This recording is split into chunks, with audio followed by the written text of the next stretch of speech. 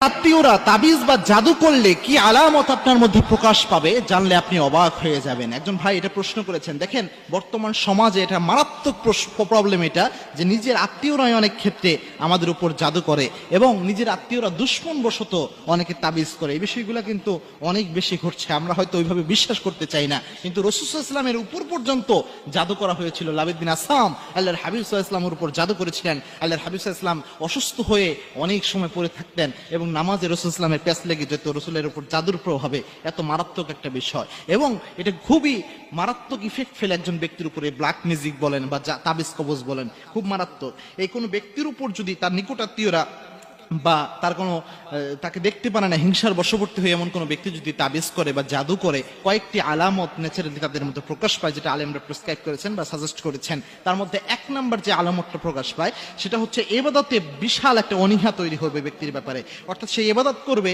কিন্তু ইবাদতের স্বাদ অনুভব করতে পারবে না, ইবাদত ভালো লাগবে না, নামাজ পড়তে মন চাবে না, নামাজের সময়গুলোতে ঘুম পাবে বা মাথা ব্যথা করবে, কোনোভাবে ইবাদতের দিকে নিজেকে মনোনিবেশ করতে পারবে না। এরকম কোনো কিছু যদি কোনো ব্যক্তির মধ্যে প্রকাশ পায়, কোনো পুরুষ হোক অথবা মহিলা হোক, তাহলে বুঝতে হবে যে ওই ব্যক্তির উপর তাবিজ বা জাদু করা হয়ে থাকতে পারে।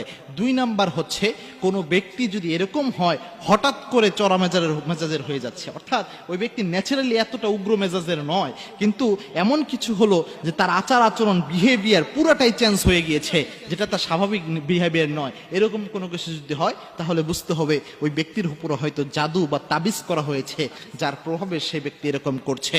তিন নাম্বার হচ্ছে, কোনো ব্যক্তির কোনো স্বামী বা স্ত্রীর মধ্যে যদি প্রায়ই কোনো কারণ ছাড়া ঝগড়া বাজে, যদি এরকম হয় যে কোনো কারণই নেই, এমনি এমনি ঝগড়া লাগছে কোনো মেজাজের কারণে, এরকম যদি হয় তাহলে বুঝবেন যে এরকম তাবিজ বা জাদু করা হয়ে থাকতে পারে। কেননা দুষ্ট জিনের অন্যতম একটা মিশন হচ্ছে স্বামী স্ত্রীর সংসার ভেঙে দেওয়া। এবং আল্লাহর হাবিব সাল্লাল্লাহু আলাইহি ওয়াসাল্লাম জানিয়েছেন, বুখারীর বর্ণনা, কোন ইবলিস শয়তান সমুদ্রের উপর তার আসনকে সমাসীন করেন, এরপর ইবলিস শয়তান খবর নিতে থাকে কে কেউ কোন অপরাধ করেছেন।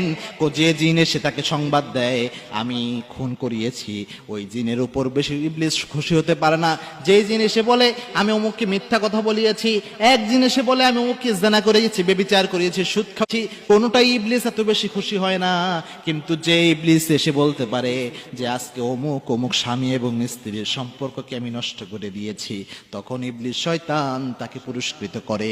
ইবলিসদের যে সর্দার রয়েছে ইবলিস, সে সব দুষ্ট জিনদের মধ্যে তাকে পুরস্কৃত করে। সুতরাং দুষ্ট জিনের একটা অন্যতম মিশন স্বামী স্ত্রীর সম্পর্ক নষ্ট করে দেওয়া। তাই এই তিনটি আলামত বিশেষত যদি প্রকাশ পায়, এই আলামতগুলো দেখলেই বুঝবেন হয়তো কেউ তাবিজ বা জাদু করেছে। পাশাপাশি আর অনেকগুলো কারণ, যে এমন কোনো রোগ ব্যাধির আশঙ্কা রয়েছে, যেমন শরীর মাথা ব্যথা করছে, শরীর ব্যথা, অথচ ডাক্তারের কাছে যে দেখছেন কোনো কিছুই ধরা পড়ে না, এরকম যদি দেখেন ঘন ঘন অসুস্থ হয়ে যাওয়া, এই বিষয়গুলো দেখলেও হয়তো বুঝতে পারবেন যে এরকম কিছু হতে পারে, যেটা রাসূলের জীবনেও হয়েছে।